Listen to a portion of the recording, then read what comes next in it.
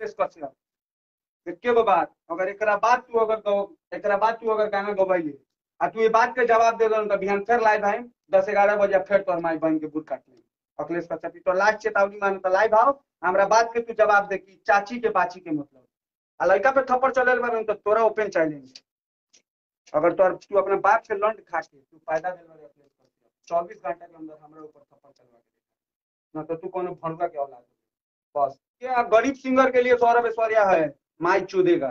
अब पंकज तुम टेंशन मतलब तुम्हारे ऊपर थप्पड़ चला है ना ये सब कमाई बहन चोद देगा सौरभ ऐश्वर्या तुम्हारे सपोर्ट में हम खड़े हैं बहन चोद गरीब सिंह आप लोग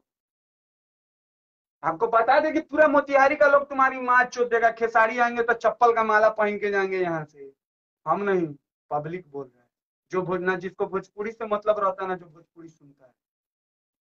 आप सबकी बहन पे गाना गाए हैं कल कि आप मोतिहारी आइएगा ना जो आपके सपोर्टर लोग होंगे ना उनसे कहेंगे कि चाची के बाची का मतलब भैया बता दीजिए तो कल वही चप्पल उठा के तोरा मारी तकरा माई के चोदो अखिलेश कश्यप सुधर जो बिहान आके लड़का के गोड़ धो के सॉरी बोल के हमसे गलती हुआ बिहान से तोर माई बहन चोदाई।